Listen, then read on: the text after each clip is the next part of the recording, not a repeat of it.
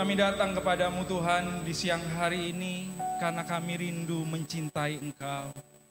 Kami rindu setia kepadamu Tuhan karena Engkau Allah yang telah terlebih dahulu memberikan segala yang terbaik, cinta yang terbaik, kasih yang terbaik, perlindungan yang terbaik, penyertaan-Mu yang terbaik bagi setiap kami Tuhan. Dan oleh karenanya kami mau tetap setia kepadamu Tuhan. Oleh segala hal yang sudah Tuhan kerjakan di dalam setiap kehidupan kami. Terima kasih Bapa, bila sebentar kami kembali mendengarkan firman-Mu. Engkau menolong kami Tuhan untuk kami boleh memiliki hati yang siap dengar firman-Mu. Sehingga setiap firman yang kami dengar Tuhan, sungguh menjadi kekuatan buat kehidupan kami. Mendorong kami untuk kami boleh tetap setia kepadamu Tuhan. Bahkan lewat firman yang kami boleh dengar, firman itu boleh bekerja dalam kehidupan kami, mengubah hidup kami, bahkan menjadikan kami pribadi-pribadi yang baru di dalam Tuhan, menyenangkan hati Tuhan, jadi berkat bagi sesama kami. Terima kasih Tuhan Yesus, kami bersyukur buat pagi siang hari ini Tuhan, Engkau sungguh baik bagi setiap kami. Di dalam nama Tuhan Yesus, yang siap dengar firman Tuhan, sama-sama katakan amin. Haleluya. Ya. Selamat pagi Bapak Ibu Saudara. Shalom. Ya puji Tuhan pada pagi hari ini untuk kesempatan yang diberikan kepada saya untuk boleh menyampaikan berbagi kebenaran firman Tuhan bagi Bapak Ibu Saudara. Ya, mungkin di ibadah kali ini saya ingin sedikit memperkenalkan diri. Saya Neki. Ya, Bapak Ibu boleh nama lengkap saya Neki Pratirto. Saya berasal dari GBI Bangkalan. Istri 1, anak 2, dan puji Tuhan semua di dalam kasih dan penyertaan Tuhan. Sama dengan Bapak Ibu Saudara yang hadir pada pagi hari ini, saya percaya Bapak Ibu Saudara juga disertai Tuhan. Amin. Pagi hari ini kita akan belajar tentang iman Bapak Ibu Saudara. Ya, iman. Judulnya adalah langkah iman yang menghidupkan. Jadi bukan hanya sekedar iman yang mati. Iman yang statis, iman yang tidak bertumbuh, tapi iman yang menghidupkan. Artinya iman yang menghidupkan, iman itu harus kuat. Iman itu harus bertumbuh, iman itu hidup. Sehingga iman yang hidup ini bisa menghidupkan Bapak Ibu Saudara.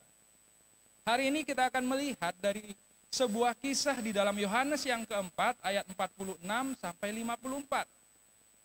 Kita akan lihat ayatnya dan kita akan baca Bapak Ibu Saudara. Ya, Yohanes 4 ayat 46 sampai 54. Maka Yesus kembali lagi ke Kana di Galilea, di mana ia membuat air menjadi anggur. Dan di Kapernaum ada seorang pegawai istana, anaknya sedang sakit. Ketika ia mendengar bahwa Yesus telah datang dari Yudea ke Galilea, pergilah ia kepadanya lalu meminta supaya ia datang dan menyembuhkan anaknya. Sebab anaknya itu hampir mati. Maka kata Yesus kepadanya, jika kamu tidak melihat tanda dan mujizat, kamu tidak percaya. Pegawai istana itu berkata kepadanya, Tuhan, datanglah sebelum anakku mati. Kata Yesus kepadanya, pergilah, anakmu hidup.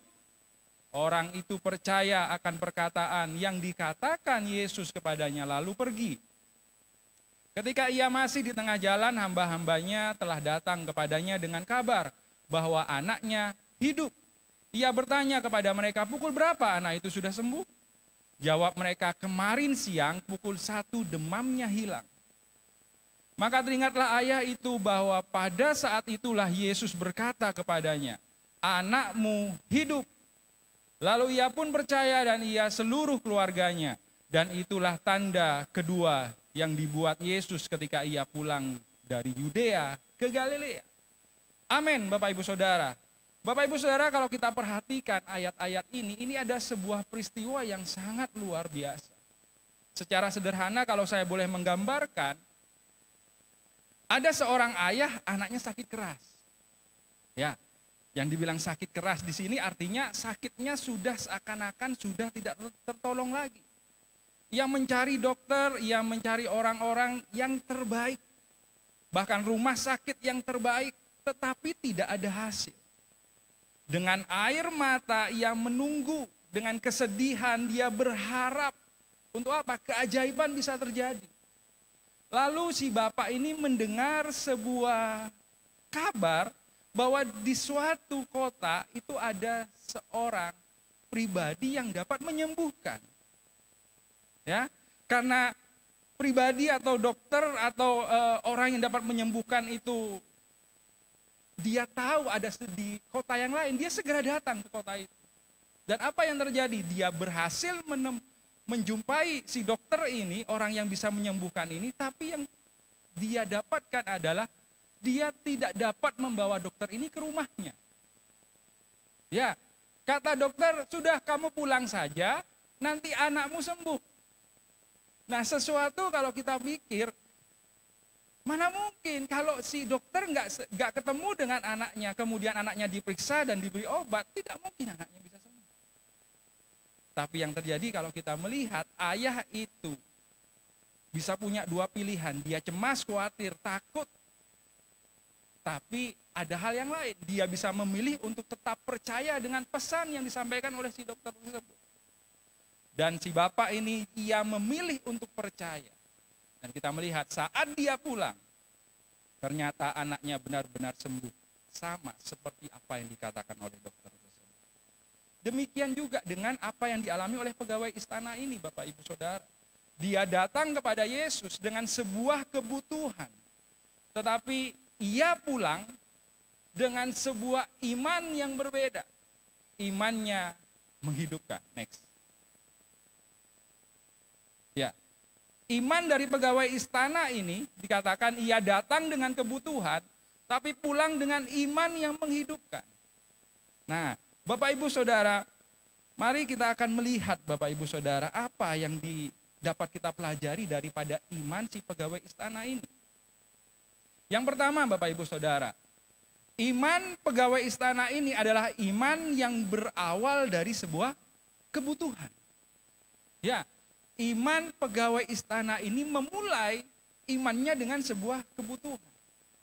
Dikatakan di ayat yang ke-46 sampai 47, dan di Kapernaum ada seorang pegawai istana, anaknya sedang sakit. Ketika ia mendengar bahwa Yesus telah datang dari Yudea ke Galilea, pergilah ia kepadanya lalu meminta supaya ia datang dan menyembuhkan anaknya sebab anaknya itu hampir mati.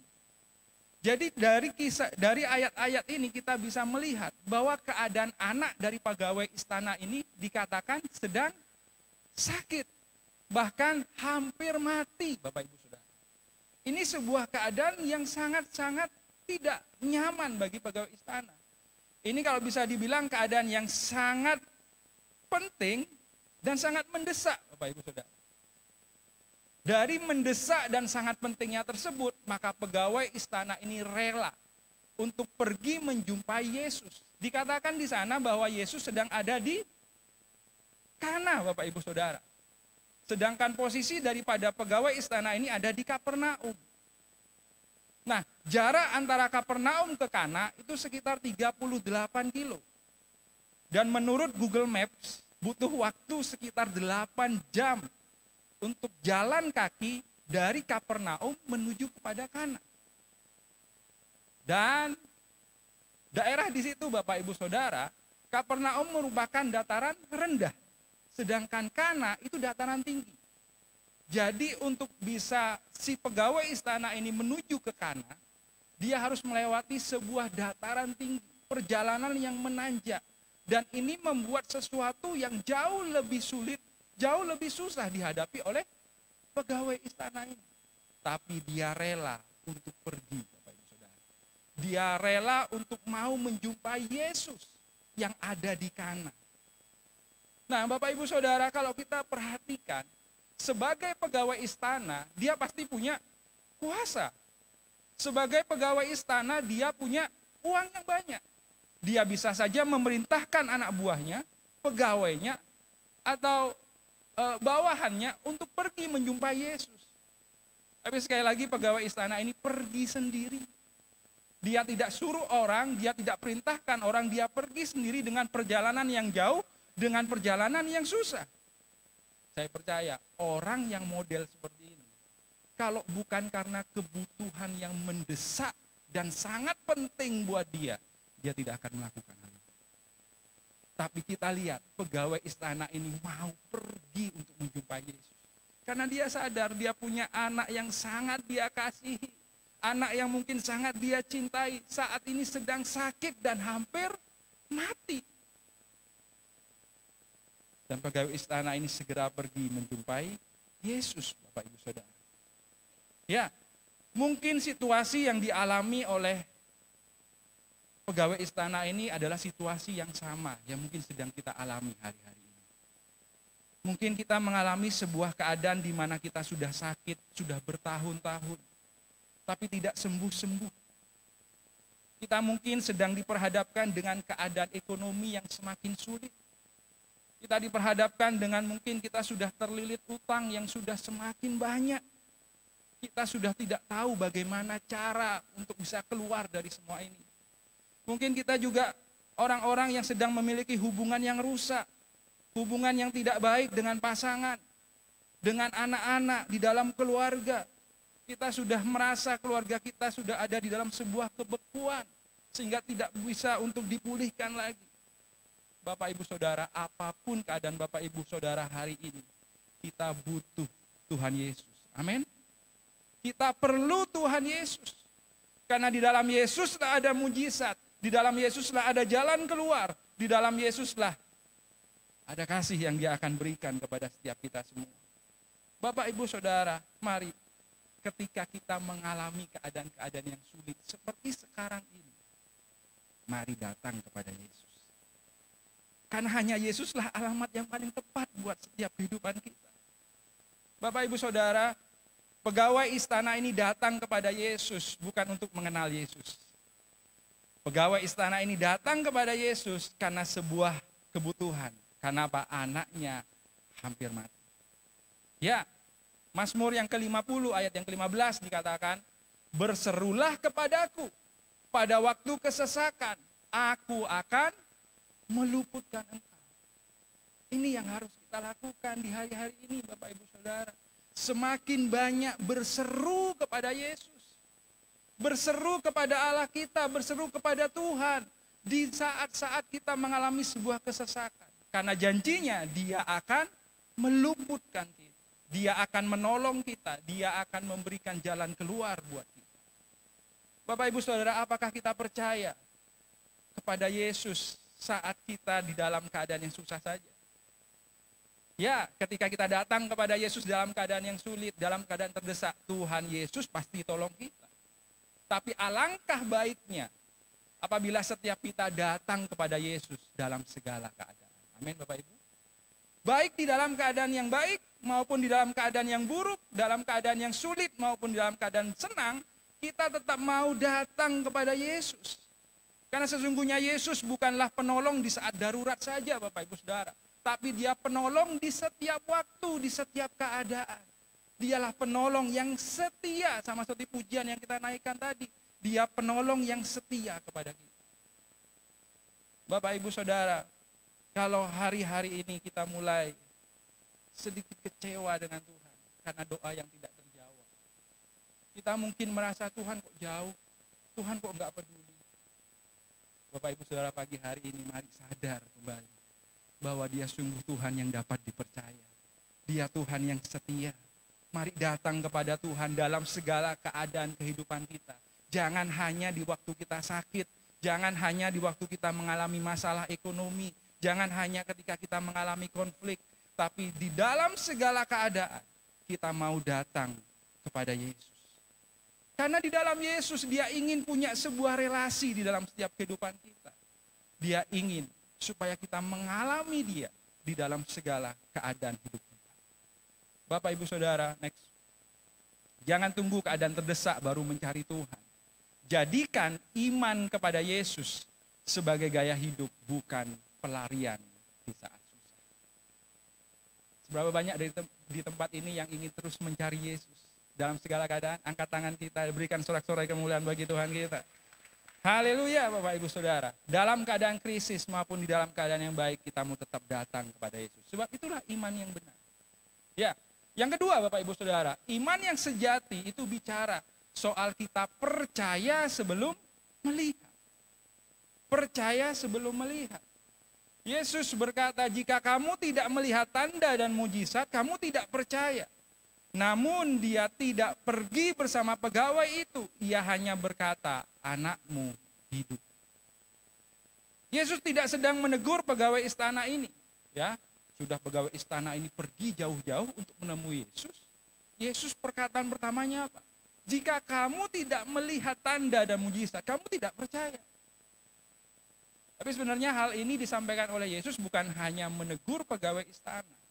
Tetapi Yesus sedang ingin berbicara kepada banyak orang dan kepada murid-muridnya. Untuk mereka tidak lagi menjadi orang-orang yang hanya mengejar Yesus, ngikut Yesus hanya untuk menerima mujizatnya saja. Tapi Yesus ingin mengajak mereka untuk mereka mau percaya sepenuhnya kepada Yesus sebab dia adalah Tuhan bagi setiap mereka. Bapak Ibu Saudara, yang luar biasa di ayat yang ke-50 kalau kita melihat, orang itu, artinya pegawai istana itu percaya akan perkataan yang dikatakan Yesus kepadanya lalu pergi. Dan ini sesuatu yang sebenarnya sulit untuk dilakukan, Bapak Ibu Saudara.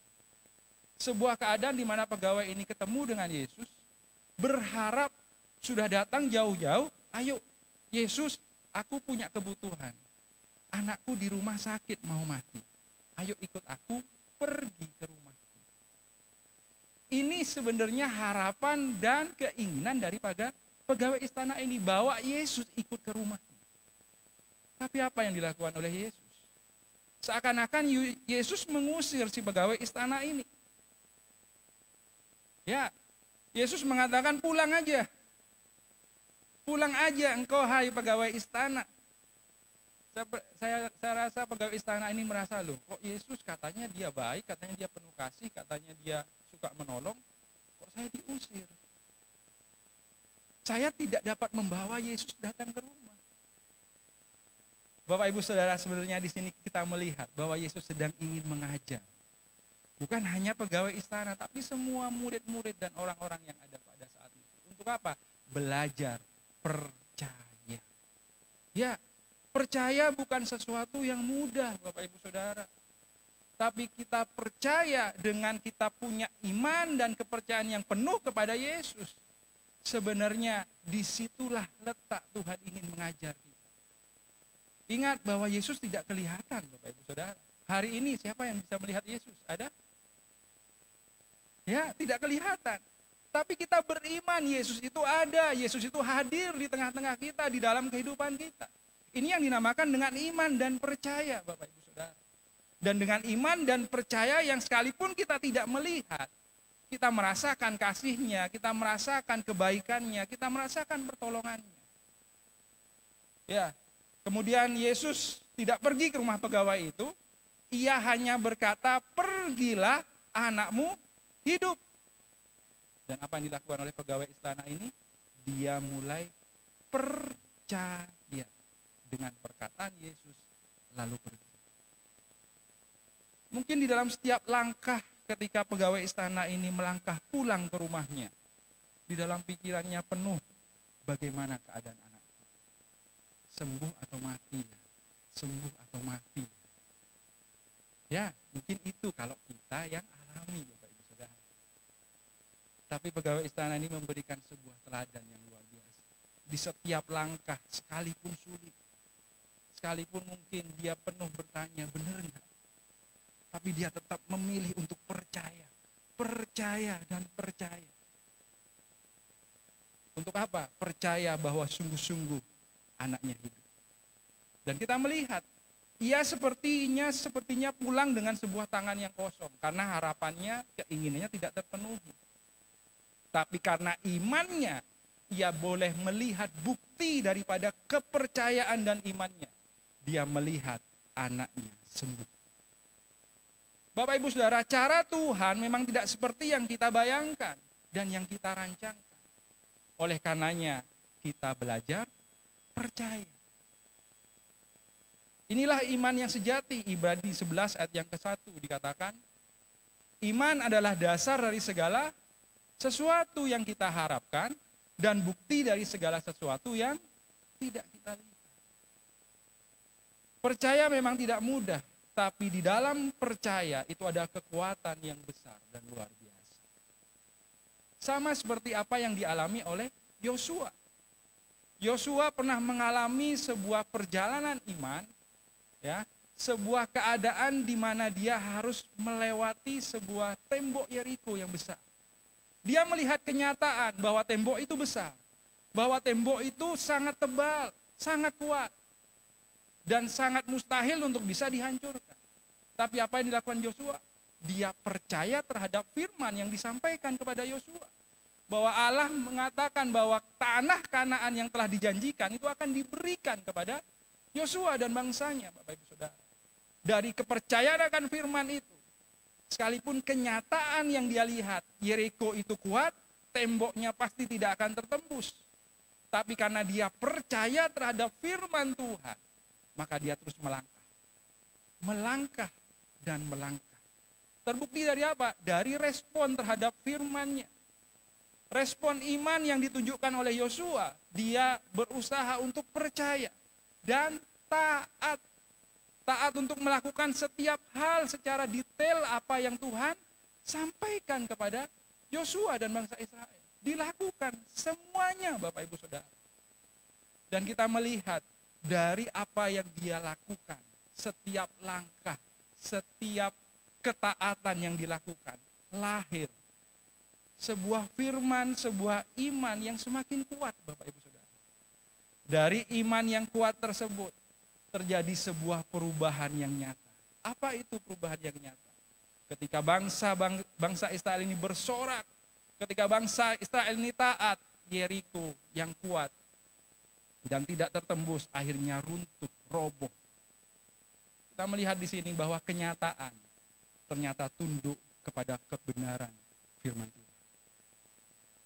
Bapak Ibu Saudara, apa Yeriko di dalam kehidupan kita? Mulai hari ini, lebih percayalah kepada firman Tuhan daripada kenyataan.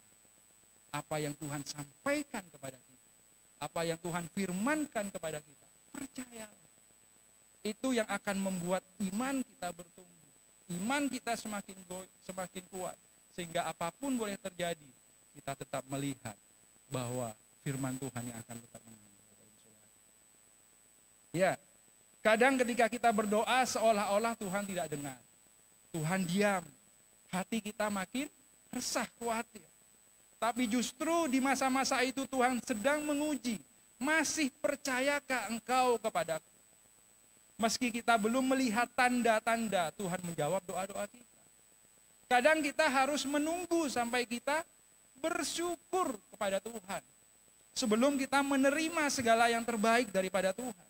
Karena saat kita mengucap syukur di tengah masa-masa penantian kita, itu membuktikan bahwa kita percaya kepada pribadinya, kepada karakternya, bukan kepada keadaan.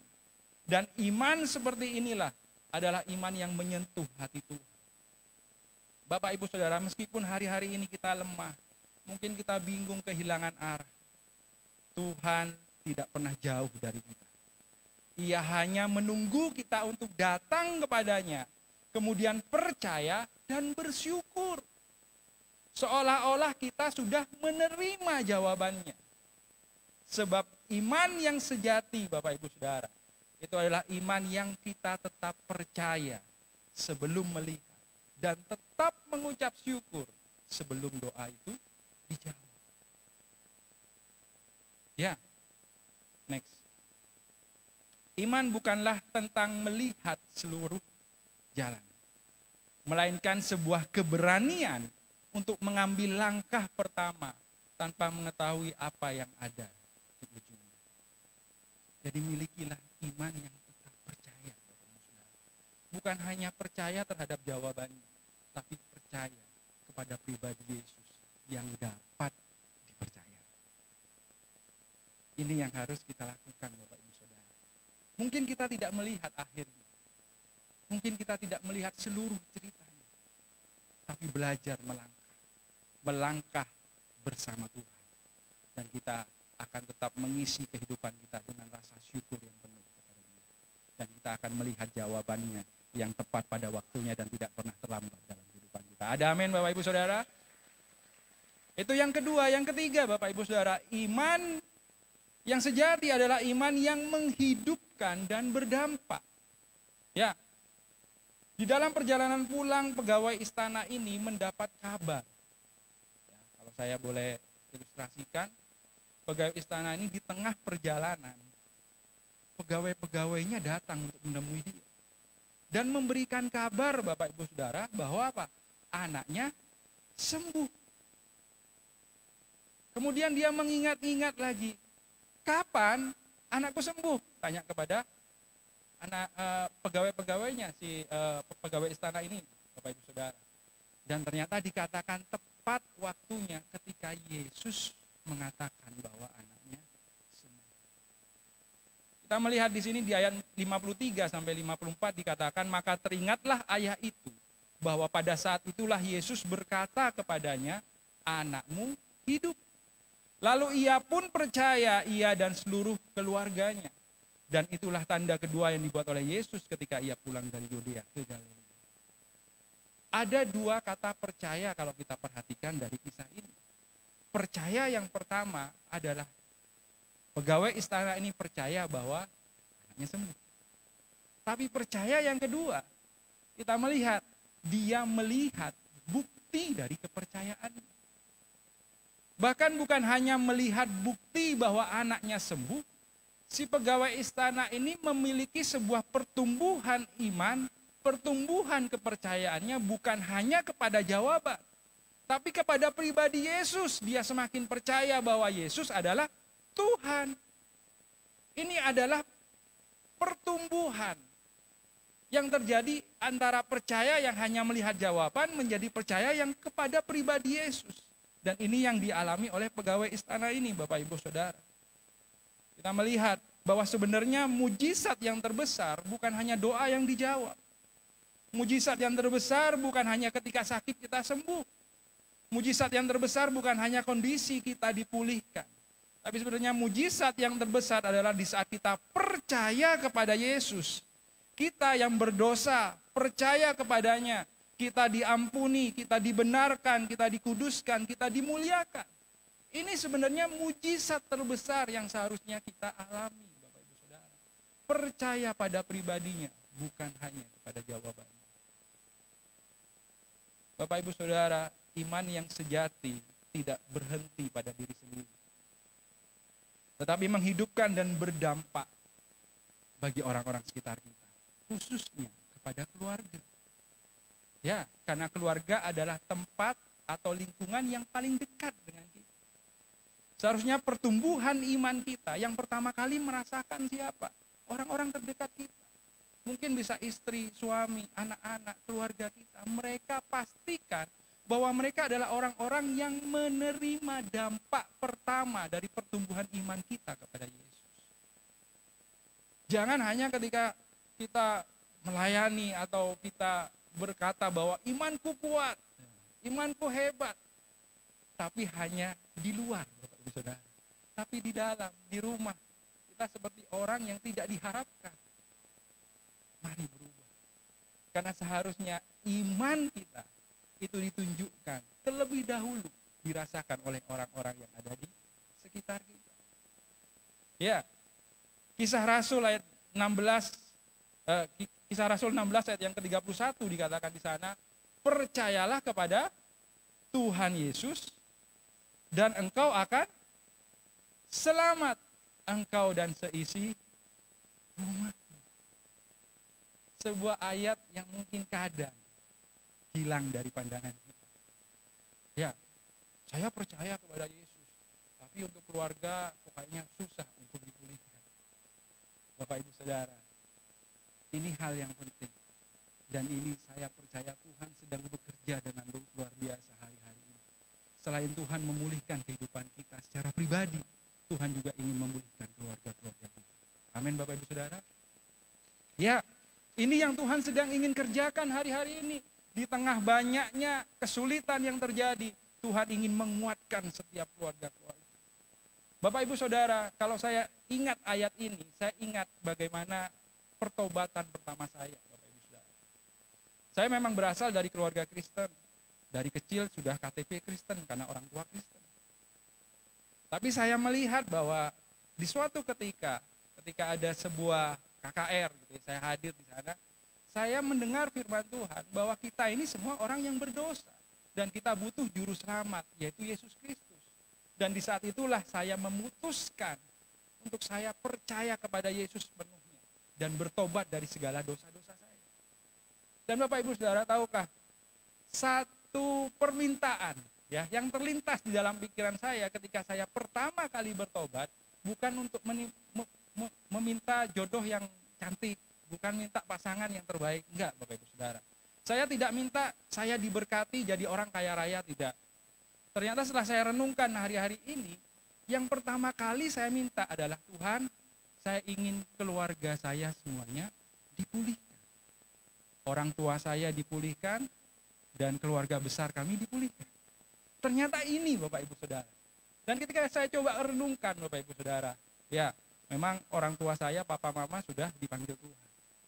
Tapi saya melihat Bapak Ibu Saudara, ketika saya renungkan, semenjak saya berdoa di awal pertobatan itu, saya minta, Tuhan, saya tahu orang tua saya ini Kristen, tapi mereka tidak pernah pergi ke gereja dan tidak pernah mengalami Tuhan dalam hidupnya. Saya terus berdoa Bapak Ibu Saudara, terus berdoa. Dan ketika saya coba renungkan, ternyata setelah 13 tahun saya berdoa, baru di saat itulah papa saya memutuskan untuk apa? Untuk dibaptis dan terima Yesus sungguh-sungguh. Rajin ke gereja dan hidupnya berubah. 13 tahun. Dan saya melihat memang keluarga yang dimana ada Yesus di dalamnya menjadi keluarga yang diberkati oleh Tuhan. Ya Bapak Ibu Saudara, mari setiap kita rindukan ini terjadi dalam kehidupan kita dan juga kehidupan keluarga kita Bapak Ibu Saudara. Biarkan iman yang kita miliki bukan hanya menjadi berkat buat pribadi kita, tapi juga bagi keluarga kita. Bapak Ibu Saudara, ada seorang yang bernama Billy Graham. Beberapa tahun yang lalu dia meninggal di usia yang ke-99 tahun. Tapi bagaimana dia melihat keluarga ini menjadi sesuatu yang penting buat dia. Di dalam semua pelayanan hebat yang sudah dia lakukan, dia berkata bahwa warisan yang terbesar yang dapat Anda tinggalkan untuk anak-anak Anda bukanlah uang atau barang atau materi lainnya, melainkan warisan karakter dan iman. Sebab iman yang sejati bukan hanya menyelamatkan diri, tapi menghidupkan seisi rumah. Kalau Billy Graham yang luar biasa, dia memandang keluarga menjadi sesuatu hal yang penting Bapak Ibu Saudara. Sama juga seperti pegawai istana yang melihat keluarga juga menjadi hal yang penting. Dan mereka mengalami Tuhan di dalam keluarga mereka. Saya rindu setiap kita yang ada di tempat ini juga mengalami hal yang sama. Keluarga kita dipulihkan oleh karena iman kita yang benar kepada Yesus Kristus Tuhan kita. Amin Bapak Ibu Saudara. Hari ini kita belajar tentang iman. Iman sekalipun dimulai dengan sebuah kebutuhan, tapi biarlah kita datang kepada Tuhan di setiap saat, di setiap waktu. Lalu kemudian biarlah setiap iman kita bertumbuh bukan hanya sekedar melihat, tapi juga terus percaya sekalipun belum melihat. Dan milikilah iman yang bukan hanya menghidupkan kehidupan kita, tapi iman yang hidup dan berdampak bagi orang-orang sekitar kita. Tuhan Yesus memberkati kita semua. Mari Bapak Ibu kita lakukan Roh Kudus melalui roti dan anggur. Roti adalah lambang dari tubuh Kristus. Dan anggur adalah lambang dari darah Kristus. Tuhan kita Yesus Kristus dengan tubuh dan darah, dia berkorban di atas kayu salib untuk menebus dosa kesalahan kita. Mari sebelum kita lakukan, mari kita bisa melayakkan diri kita masing-masing biar Cawan Kudus ini menjadi berkat buat kita secara pribadi. Saya kasih kesempatan dengan waktu yang sangat singkat sekali. Mari kita layakkan diri kita masing-masing.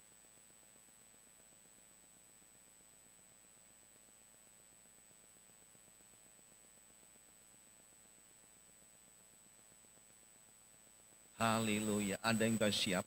Mari angkatlah roti tinggi-tinggi.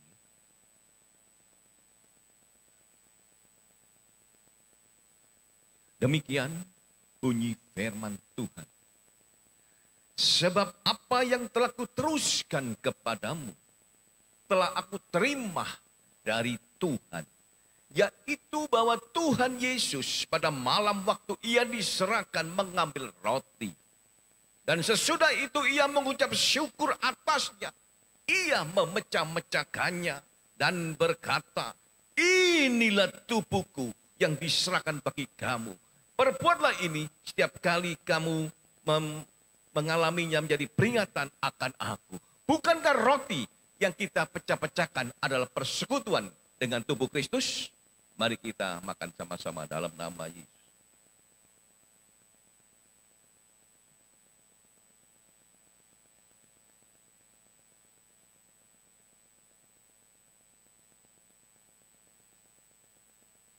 Mari kita angkat cawan anggur tinggi-tinggi. Demikian bunyi firman Tuhan. Demikian juga ia mengambil cawan sesudah makan lalu berkata, cawan ini adalah perjanjian baru yang dimeteraikan oleh darahku. Perbuatlah ini setiap kali kamu meminumnya menjadi peringatan akan aku. Bukankah cawan pengucapan syukur yang atasnya kita ucapan syukur adalah persekutuan dengan darah Kristus? Mari kita minum sama-sama dalam nama Yesus. Mari, ada kesempatan yang indah Bapak Ibu, kesempatan yang sangat singkat, mari kita langsung menyembah Tuhan. Ya, musik langsung menyembah Tuhan. Kita mengucap syukur buat kebaikan Tuhan. Dia sudah menebus dosa kita. Dia sudah membuktikan dengan kasih-Nya, dengan tubuh dan darah, dengan nyawa. Mari semua kita memuji Dia, menyembah Dia buat kebaikannya. Oh, kami bersyukur